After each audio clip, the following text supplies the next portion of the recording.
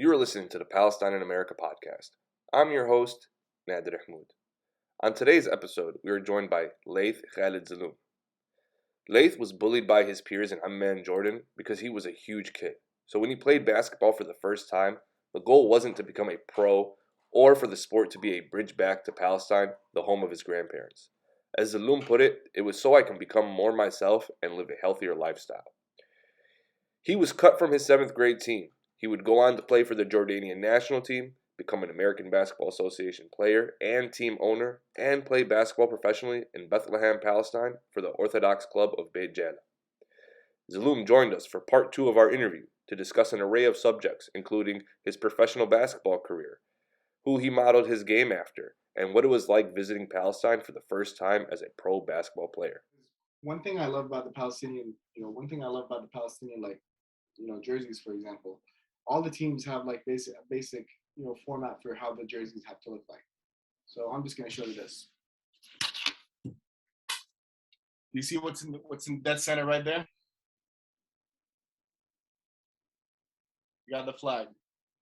Dead center. What that says is that they put that above anything else.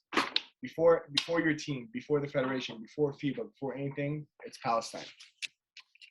And you feel like when you're there, you feel like you're playing for a cause. You feel like you're fighting for a cause. Like when you go to the airport. When you go to the airport and they ask you about your reason for a visit, if you tell them that you're coming to play basketball, they will like turn you around. So you had to finesse that. You have to finesse that. Like I tell them that I'm visiting relatives and I had to give them relatives' phone numbers and I have to do all that stuff because I've had friends that were like, oh, I just came on a contract and they sent them on the flight back.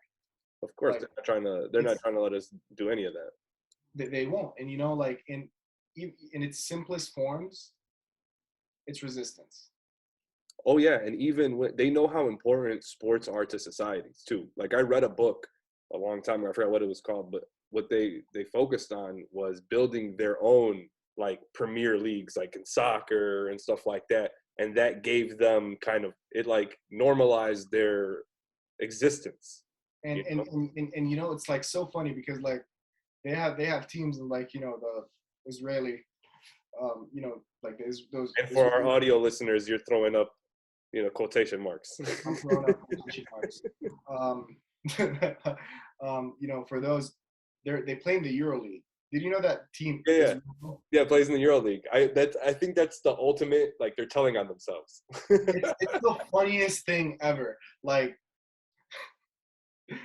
I'm like Jordan's right here. Like dude, I thought I was the only one who thought about that. Like I was like, dude, what? They're telling on themselves. They're European. I'm like, man, it's just it just pisses me off, and I'm just sitting there like, but do you know what got to me more than anything, Nader, when I was there? What? So I have a U.S. passport. Yeah. When we would get stopped for checkpoints, 2 hours. All my teammates with the Palestinian papers, harassed, checked, patted down. They don't even look at my passport. I just show them this. They're like, "Have a good day." Yeah. No, I have a Hawaiiya. Oh, you do? With my and I have obviously I'm a U.S. citizen. Yeah. But I have a Hawaiiya, and yeah, bro, they let you into the country easily. Like when you travel there, like there's no questions asked, they let you in. But your travel's restricted, you're harassed everywhere you go. Like I can't go to the goods. Bro, I was with family. So like I have a lot of family in the Quds. And I was taking them out to Bethlehem because like I got really familiar with the area and I had like a lot of people knew me and I knew a lot of people, so I wanted to like show them around, kind of, which was really cool, like being able to show like my family. That is really cool, and they don't really get a lot of chances to go travel. They don't. So like they were like all mentally preparing me. They're like, oh, get ready, say this, don't say that. They ask you this, say that. Like, neither. Even with my family, if I'm in the car, I'm like this. Have a good day. my cousin was sitting next to me in the car. Of course, he yelled an expletive, and he yelled an expletive. But he's like, "This is the first time in my 26 years of life in this country that somebody has told me to have a good day." It's crazy, dude. It's nuts. Insane, bro. Insane. Like absolutely insane. And you won't really ever know unless you're there and you see it for yourself. It's how dehumanizing it is. But man, we're doing things like what you're doing and playing ball professionally, and then coming back, and you're just doing so many great things in the afternoon. Sorry, look at you, man. What would you say your game? Who would you say your game is modeled after? Charles Barkley. For sure. I like that. Like 6'7", 250, like big bully ball, rebound. Yes, sir. I always like.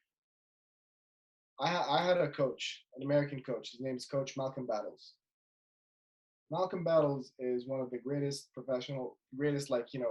import professional basketball players I've ever seen in my life. And import professional basketball players, some local leagues, like for example, Jordanian league, gets to have one or two Americans or someone from any other thing to come play for them. He is by far the best one I have personally got to see in front of me. I will say, he is not very because he I know my friend's gonna listen to this and he'll be mad if I don't say this, but he is, the guy that's right after him, his name is Slim McGee, Gregory Sean McGee. Also another 7-footer, just 7'6" wingspan, dunks, everything. He had his stat line today from the game. He had 29 points, 18 rebounds, and 9 blocks. That's nuts. And who does he play for right now? He's playing in Jordan for a team called Jbeha. That's dope. I want the whole world to know, all the listeners to know, that Slim can't get a triple-double because he couldn't get one more block. That's on the coach for not keeping him in another minute or two. No. He played. He just couldn't get that last block. Oh man. Wait. I gotta show you. Allah Sam. I gotta show you this. Look at this man. Look at this man. 27 points, 18 rebounds. How many blocks? Damn. 9. Couldn't get that 10th. That's so. Come at me, Slim. Come at me. You made me lose my train of thought. I'm so sorry, bro. I'm so sorry. No, you could actually. I remember now. So on the Friday mornings, I host a sports talk radio show on an app, and and so I got to ask you. You obviously probably follow NBA. What are your thoughts on this season? Who do you think is going to come out of the East and the West? Bulls. Yes, sir. I'm sorry. At least Eastern Conference Finals.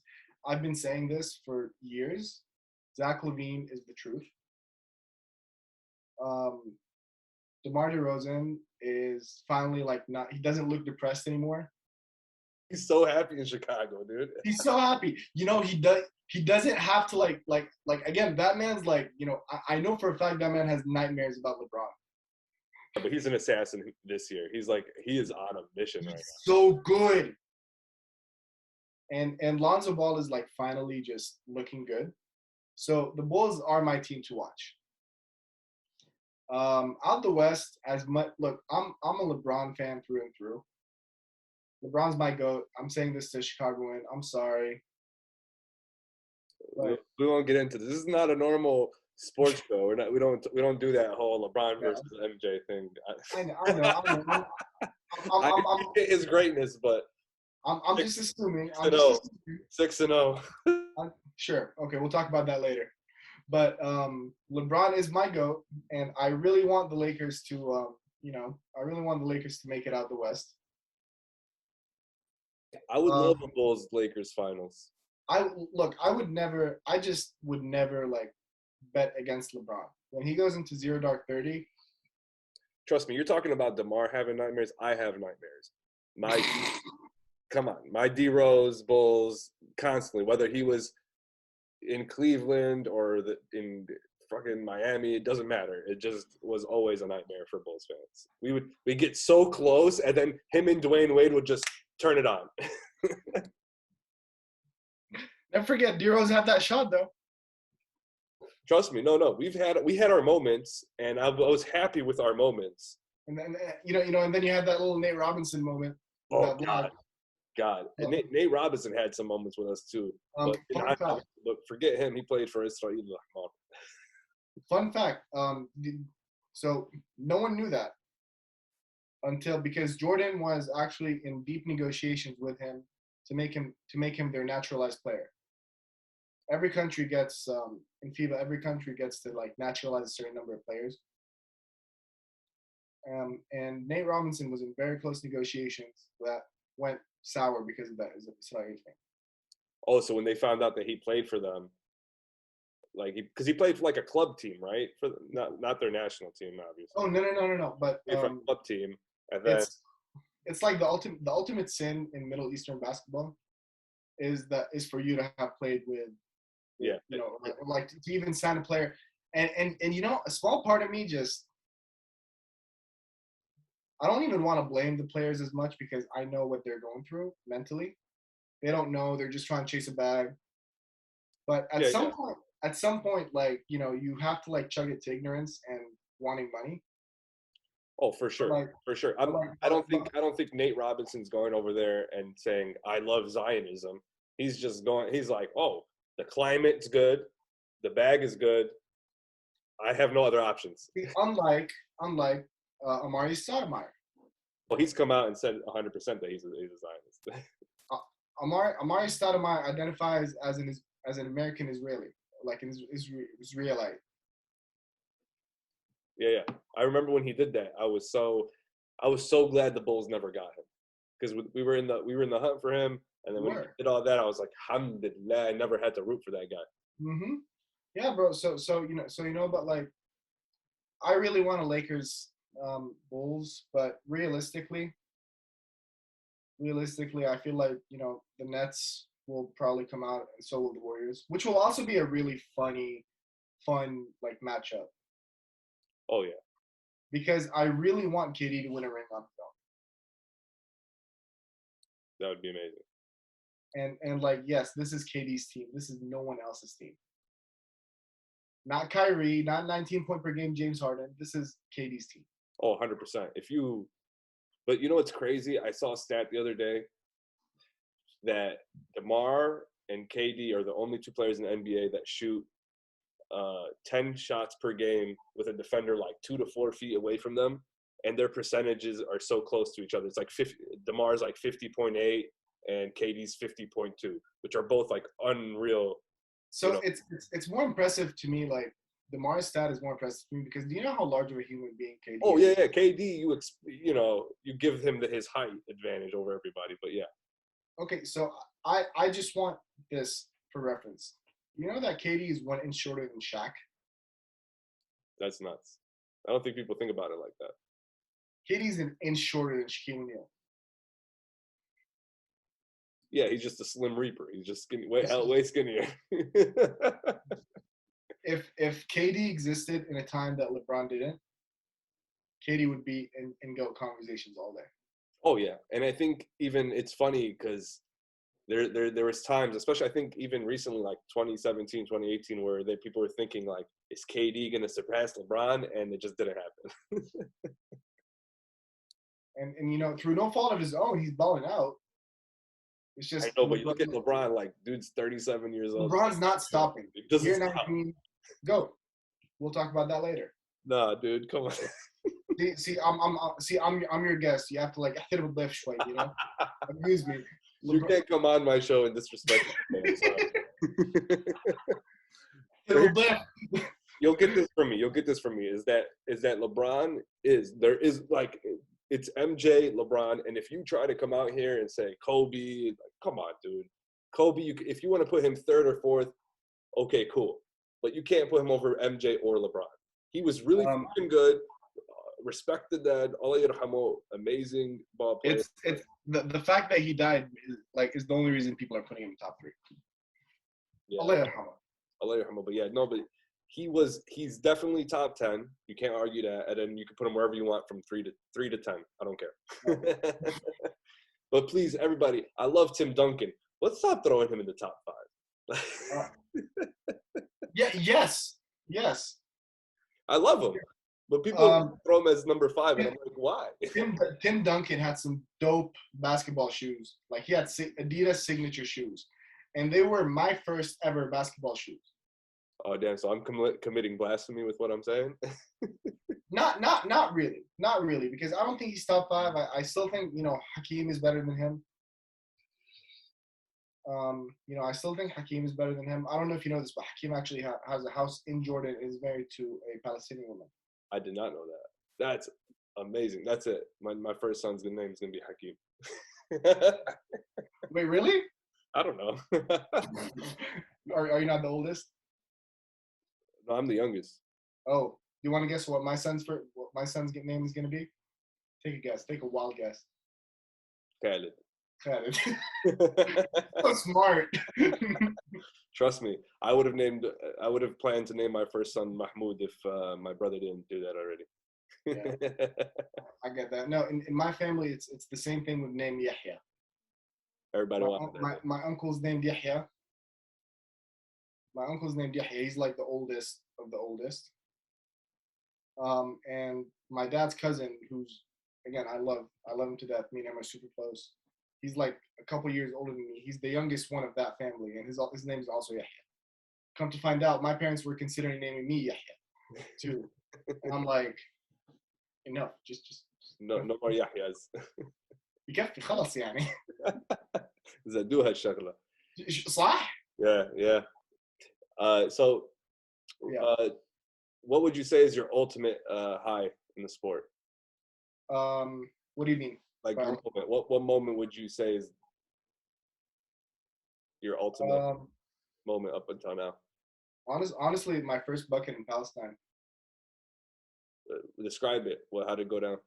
Okay, so when I was, it's really funny because like my first game was 11 hours after I landed. Nuts. So you didn't even get to practice with the team before the game? We had I went to shoot around that morning. and we played some. You know what? Here, do this. Talk me through that entire day. Okay, so you land in Amman, right? No, or you land in Tel Aviv. In Tel Aviv, land in Tel Aviv at like 4 a.m. Okay, not 11 hours, maybe like 13 or 14, because the game was like at 6. The game was at like 6 at night. No one's gonna hold you, man. No one's. Yeah, it's no, because like I'm just trying to have a right timeline. So, but still, like within a very short time span, I land. I get questioned, like for 2 hours.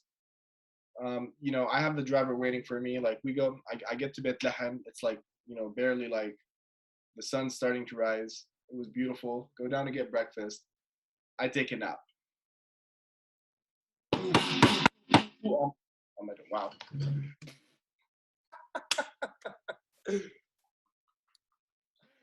Yeah, I get all that on my door, and it's like it's the team owner who just like banging on my door. So I open. I'm like, yeah, صباح الخير, صباح النور, حبيبي, كيفك, الله يسعدك.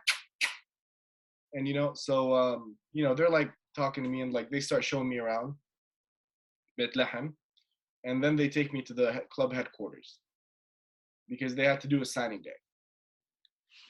So like I signed. I did the whole like carry the jersey thing. That's pretty dope. It was amazing. They said it was a press conference when it was just a dude for a Facebook page.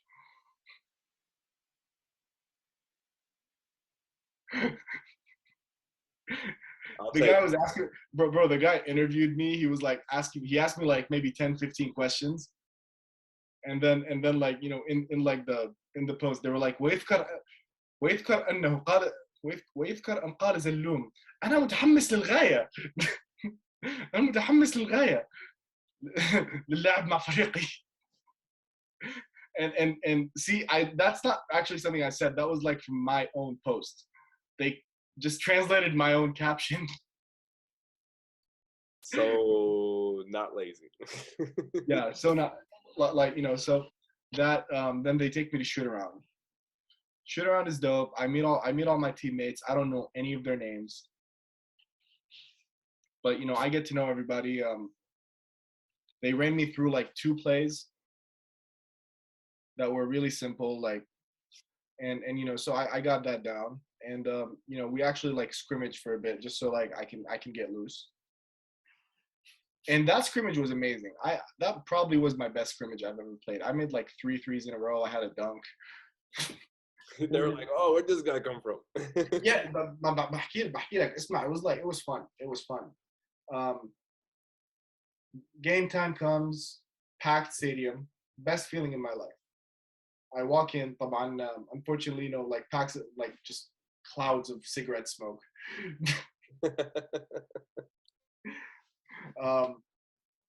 Walk in like this, from the players' entrance, and like it's one of those feelings, like it felt like it came out of a movie, because like how like the closer you come, like the more louder the hey and the tablat and stuff like that. Oh, they're hitting the double at the basketball games. Everything. That's lit. It's the most fun thing, and they have like chants. At halftime, is there a Debka group? No, not Debke group, but like the tabla, like because they have chants, right? Yeah. Just like here. Yeah. But their chants are so fun, and like they just like start cussing out at the other team. So you're playing other Palestinian clubs, right? Yeah. My first game was Orthodox Beit Jala versus Orthodox Beit Sahur. Oh, that's where my uncle's from. Oh, for real? Yeah, he lives out there. He's I was gonna tell you that. He's I don't know if you know, there's like a school, like that's theirs. They like, I don't know what it's called, but I'm always over there when I'm out there for at least a day or two. Yeah, bro, but like they have chants, and they cuss out the other team, and they're like, oh, like, and then they hit Oled, but then they're like, like, for example, one of my teammates, his name is Ibrahim Habash. Yeah, and they're like, elhab ya Ibrahim. Then like they're elhab, and the rest, and that one guy's like, Bishan Allah ya Ibrahim. They have, اشرب بيبسي كل كيت كات بيت سحور عويات. That's funny. They have like all sorts of stuff, and then I was supposed to start, but then the federation like they wanted me to take a couple pictures before. So I check in like 5 minutes in, just loud. People are so loud. I love it. I walked in. I was playing against like one of the best like big men over there. He's like a 6'8", 6'9", like 6'9" guy, just dude. Like, but my first play, he like he's trying to post up on me, and he like elbows me right here. Damn, right in the throat. Right in the throat. So I'm like, okay, no, this is war. Welcome to the league. Welcome to the league. فأنا بحكي لك, this is war. And then, so then I was like, so next play down, my teammate scores. I go down, he's posting up, I push him like this. And, he flops, and he's like, don't do that.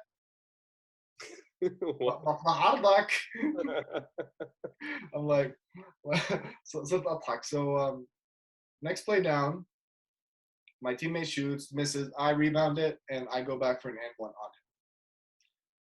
I'm like, oh, I showed him, whatever, like, and I'm mad. He goes in, gives me a high five. He's like, hey, first of many buckets, big fella. Good job. I'm proud of you. Wow, that must have been nice. So nice.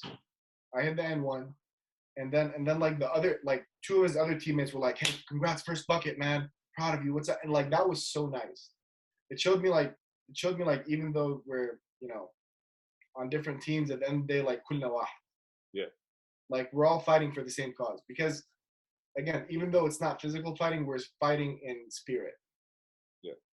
They don't want us to do it, but we're doing it. This is like rebellion on its own. No, 100%.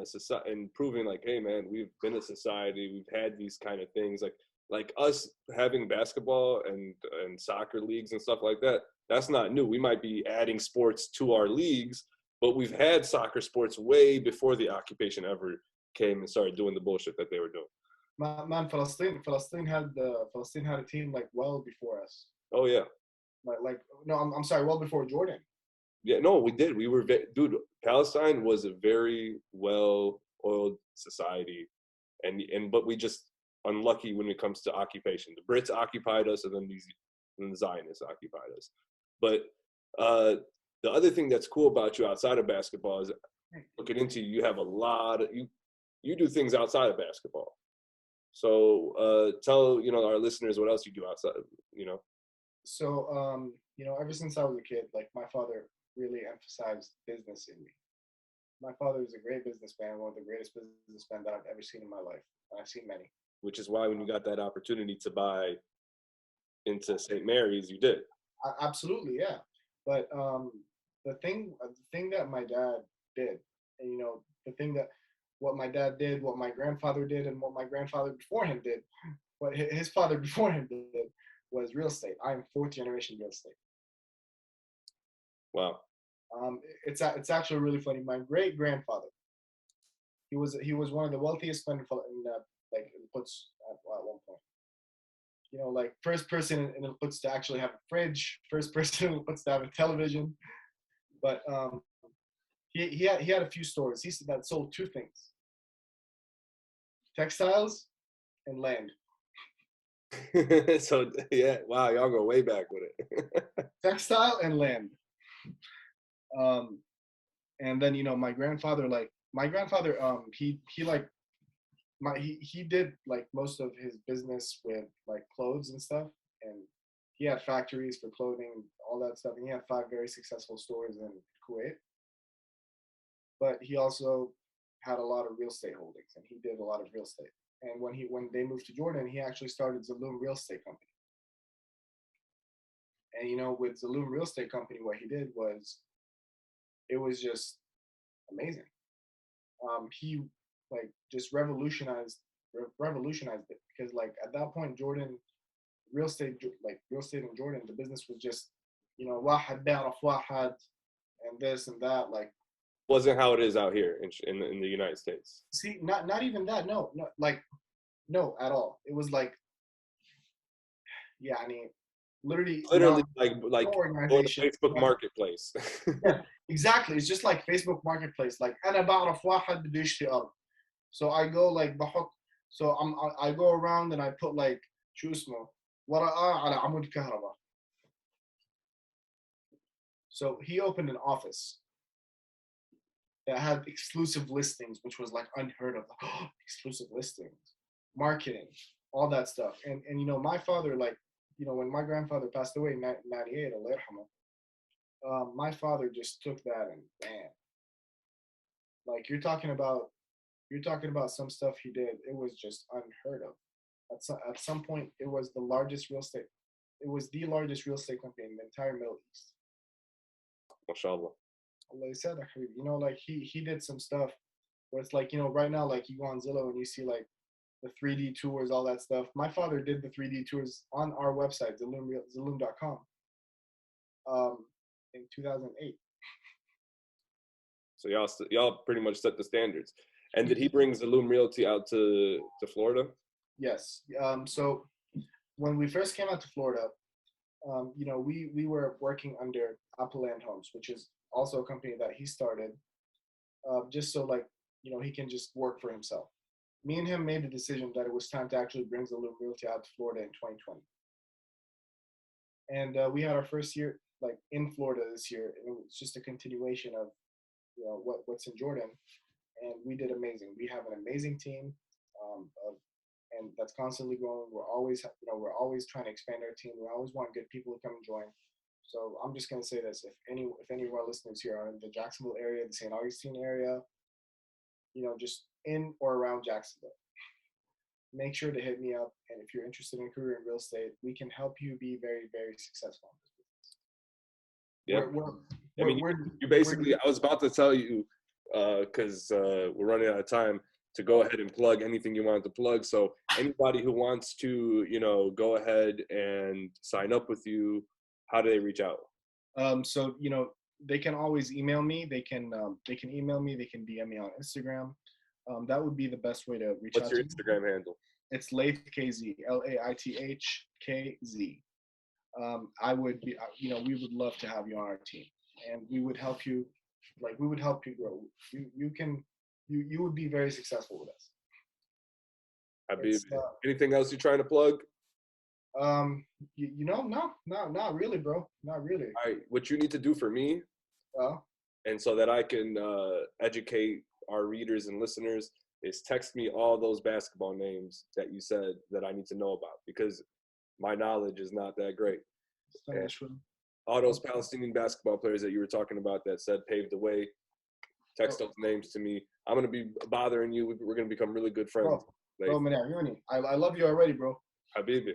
فاسمع, like, what we can do is like, when we're off this, like, you can just stay online or you can FaceTime me.